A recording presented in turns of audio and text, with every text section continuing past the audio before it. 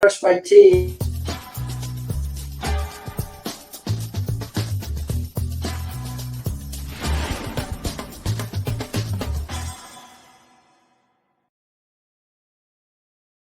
Good evening. Shout out to Willie Chi for all those folks around the world tuning in. This is Dr. Chris Pittman at Vein 911 with Maria, who's our foam barista today.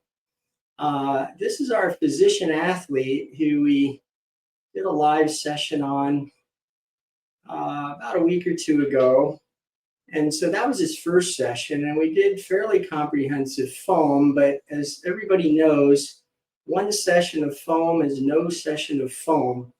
And so for those practitioners, you can see we're up here in the common femoral area here, and he's undergone thermal ablation already. Okay, here's in the common femoral area. He's got a posterior accessory coming over here that we've closed.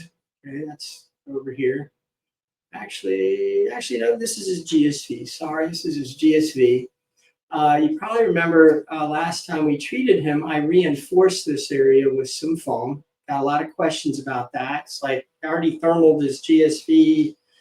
Chris, why are you putting more foam in there? Well, it's more closed today than it was before, and we just feel like reinforcing thermally ablated veins where I can see the intima. In fact, you can see a bit of the intima right there, okay, on the ultrasound.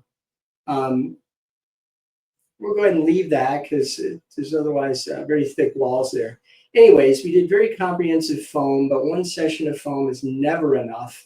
For the same reasons, one session of cosmetic sclerotherapy is virtually never enough. So we're going to start at the top like we normally do. And we're basically searching and destroying any open vein, any compressible vein. I'm going to get foam into. I don't want any compressible vein left over. Shout out to Karosh Parsi, the MD, PhD dermatologist and phlebologist from Sydney, Australia. All his papers are worth reading. They do amazing basic science and clinical studies out there in Sydney with David Connor, the lab head, the PhD. And why are we shouting out Dr. Parsi, David Connor, and his team? Because Karosh talks about, zones. If there's any disease in the GSV segment from groin to ankle, he's going to get rid of everything.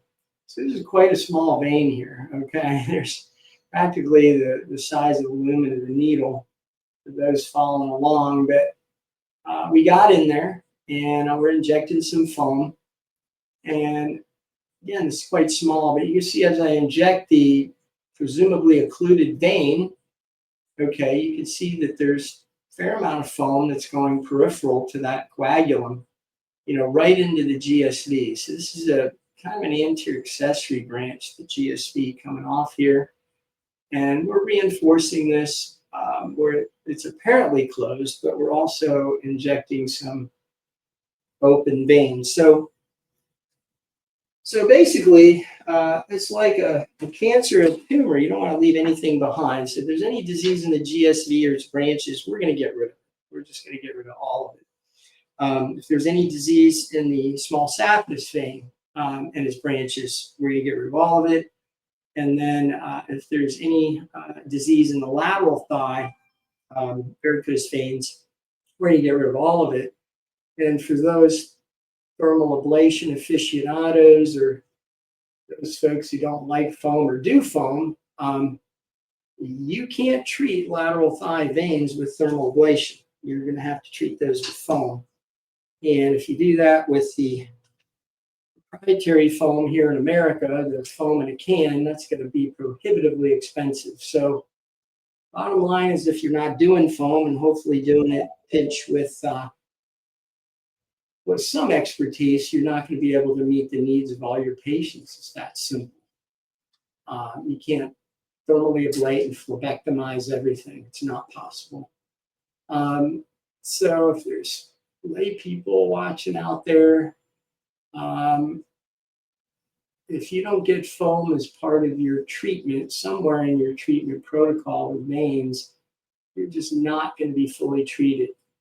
So for the docs watching, you can see I got a teeny bit of extravasation, but we got in the lumen.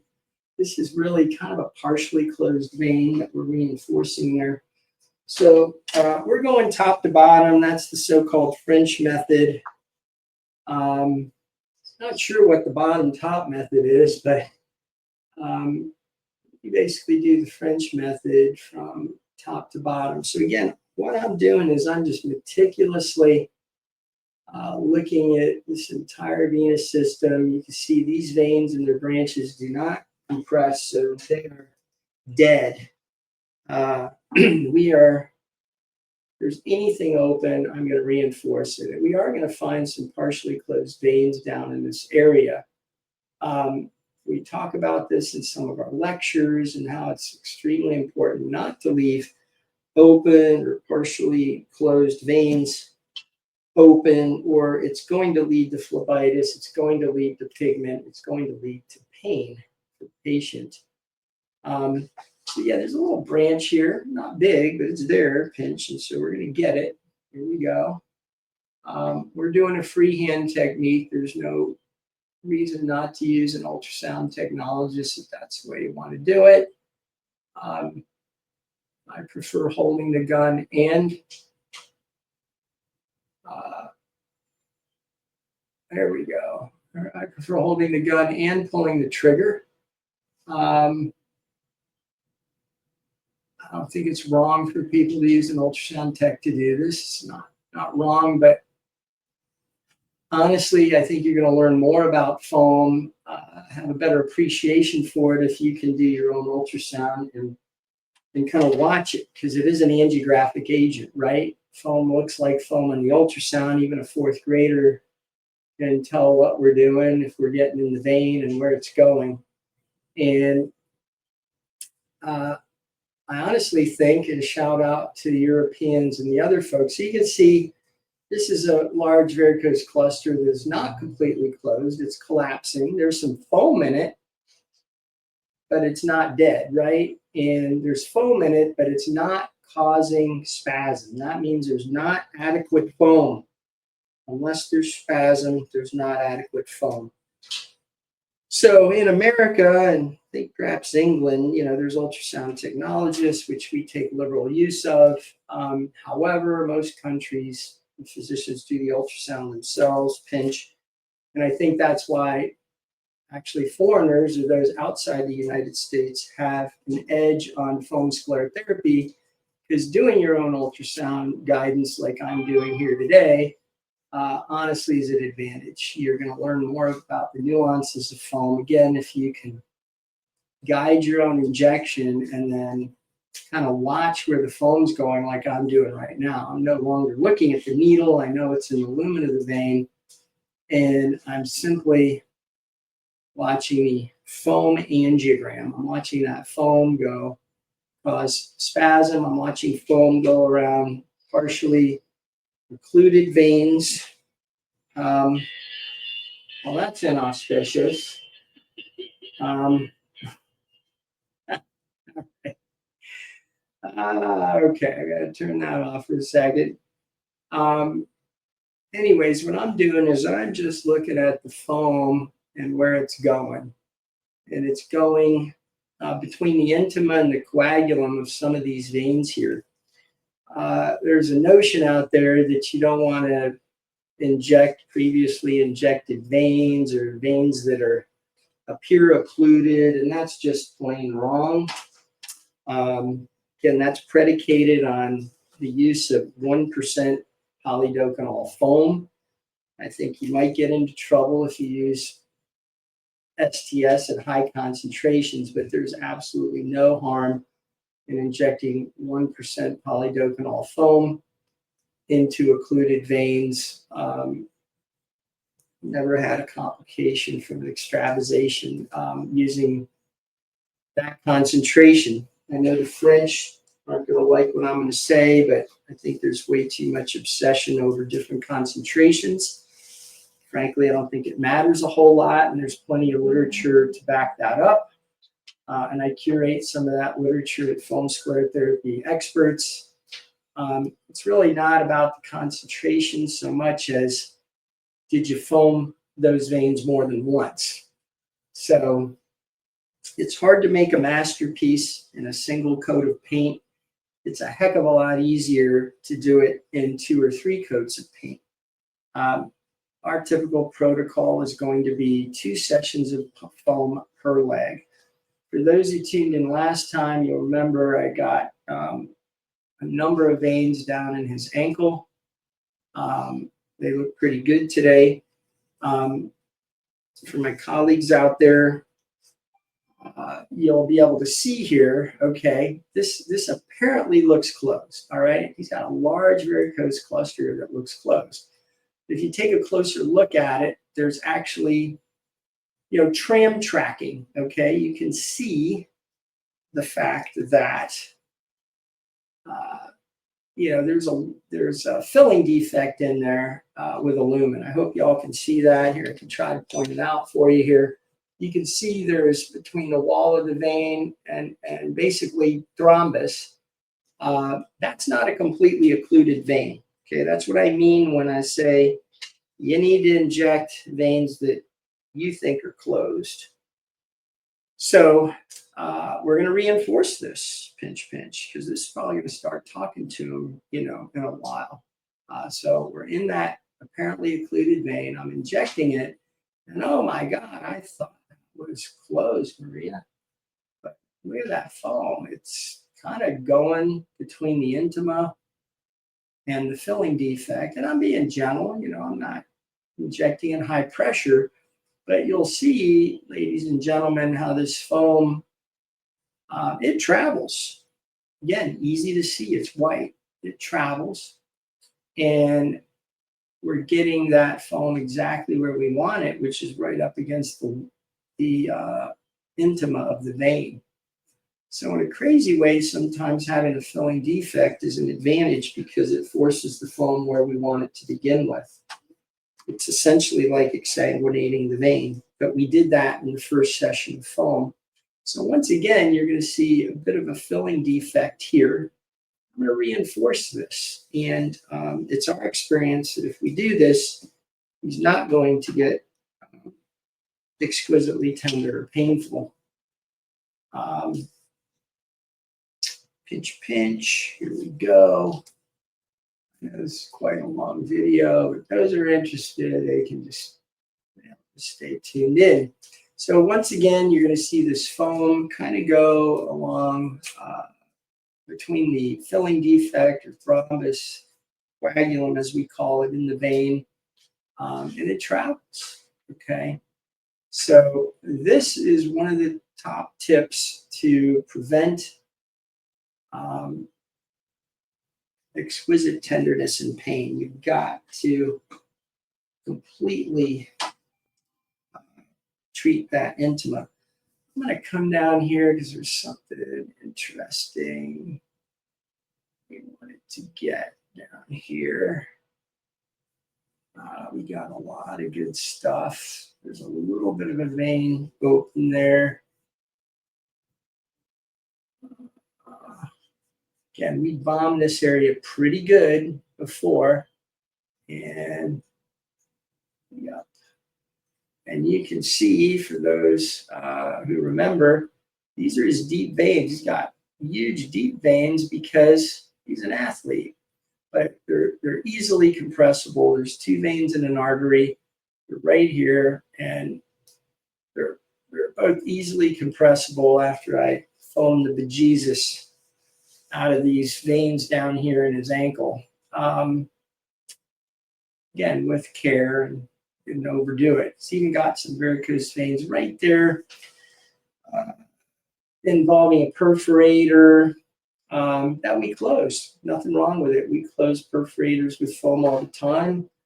For those watching, you can see this perforator right here. It's closed. Travels a little bit under the fascia. That's it. Stops. Anyways,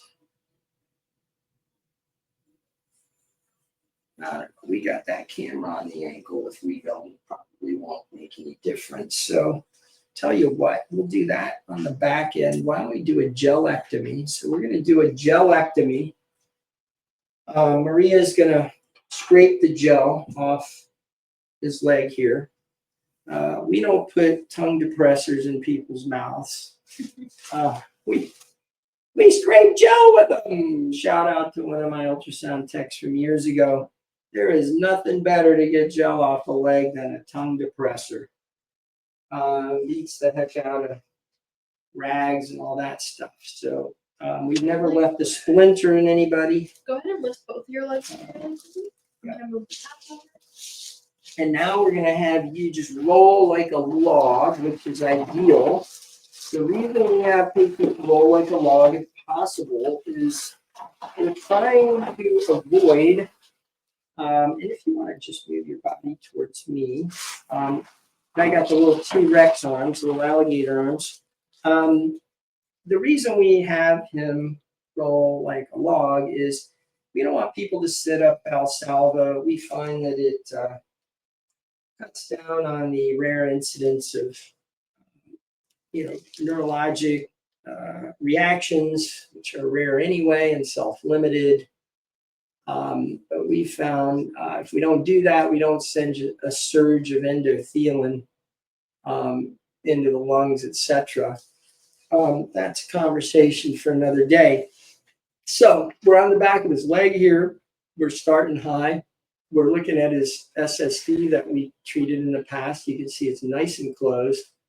We're going into the cephalic extension area of his vein, and you can see that there's some foam that we previously injected in there. So that tells us, once again, this vein is not completely closed. So we're going to reinforce this area. A little more foam. Here we go.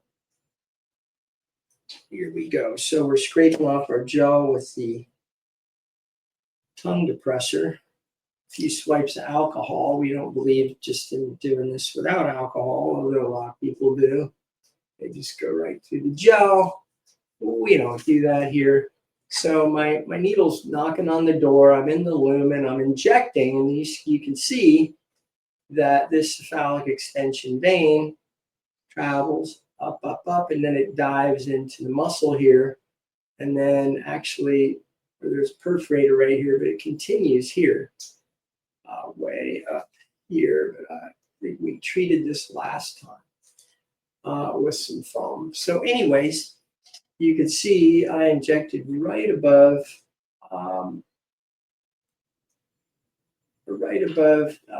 where the SSD presumably ends at the knee joint here. And you can see we treated that. So we want to comprehensively treat all this that was leaking.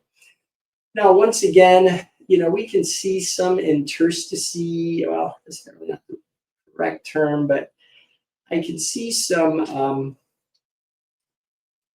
it's not of mixed echogenicity, but it is of kind of more uniform, dark echogenicity. Once again, I can see a little bit of lumen between the filling defects. So I'm going to reinforce this with a little bit of foam. It was previously thermally ablated, but you can, for the docs out there, you'll be able to see the filling defect pinch. This is easy. This is a massively huge target. It's not hard to hit. And we feel like it's what gets us better results. Sorry, that's probably hurting there. So our needle's now right there in that filling defect. And as I inject this, once again, you're going to see this foam is going to be a bit like an angiographic agent. Again, if there's a little bit of extravasation, it's not a big deal. The patient's generally not going to feel it. And we got a little bit of it there. This stuff is denatured by our blood within 8 seconds, so you're not leaving foam in the body. It's not foam insulation. It's like cappuccino cream or shaving cream. And if we get a little bit in the tissue, at least the way we do it here, with the concentration that we do, 1% polydocanol, it's just not an issue. And so we hopefully have a scalable and safe method to do foam sclerotherapy, which I believe we do. It's not something that takes decades of experience for someone to learn how to do this. Most of the foam sclerotherapy done in our offices is done by an ultrasound technologist and a mid-level provider who've been trained by us on how to do this. And so it's not necessarily something that takes years of experience. It's something foam, we need to do more foam, kind of like my analogy is we should do foam like scraping tartar from your teeth. There's just not enough, there's too many patients that are suffering from vein disease and not enough people doing foam. And there's just not enough devices in the world and in this country to meet the needs of all the people that need venous treatment. And so foam's the way to go, and it doesn't need to be Dr. Pittman doing it. We can teach a foam hygienist, okay, to every once in a while put in a little bit of foam so we can keep people maintained, because the vein doctors know it, but the patients need to know it. Vein disease is never one and done. It's like the dentist. You go to the dentist once in a lifetime, not a good idea. We're going to get in there in a moment. There we go. There we go. All right. All right. I think we have foamed the Jesus out of this good doctor. And I just don't want to leave anything left over. This is, I think, this is kind of a perforator. And I think I'm going to put a little, yeah, we're going to put some right here. I'm sorry, I see a little bit. This is why we need to be really meticulous. Yeah, we need a little, that's going to be fine. A needle is good? Yeah, I don't want to use that needle, but we can use that foam. So yeah, there's a little varicose cluster here that's still open. We can see it. It's winking at us. Hello, don't kill me. Please don't put foam in me. It has been condemned. And so here we go. Yeah, there is a varicose vein there. So here it goes. He's kicking me out in about 3 minutes here, pinch. That's my staff wondering what I'm doing in here. Just spewing on and on. So needles in. Black pipe turns into a white line. That's the sine qua non of adequate foam. Excellent. But there's still a segment here that is still open. So let's get me all that foam and we're going to finish off with this. So there's a small segment here that is still open. We do not want to leave open segments between closed segments. If you do that, you're going to get, patient's going to hurt. They're going to get pigment and all the bad things that people don't like about foam. So you do need to be meticulous when you're doing this. So there's still a segment here, pinch, between two closed segments that need to be treated. Again, if I were using a butterfly, this would probably be more, at least from my point of view, a lot more challenging. You have to be willing to make multiple injections when you do this. There we go. Now what I'm going to do, I'm going to look a little deeper, show everybody a deep system here. So you can see there's a little bit of foam in his deep system, but these I should be able to show some open veins. Maybe over here. anyway, it's going to take a little imagination, but there's a little bit of foam in these veins, but they are completely compressible. They have not been occluded. He does not have a DVT here. You can see it right here. There's some little bits of foam in there, but it's done nothing. For my colleagues out there, it's just done nothing. It's not going to close that vein. So anyway, that's it. Over and out. Over and out.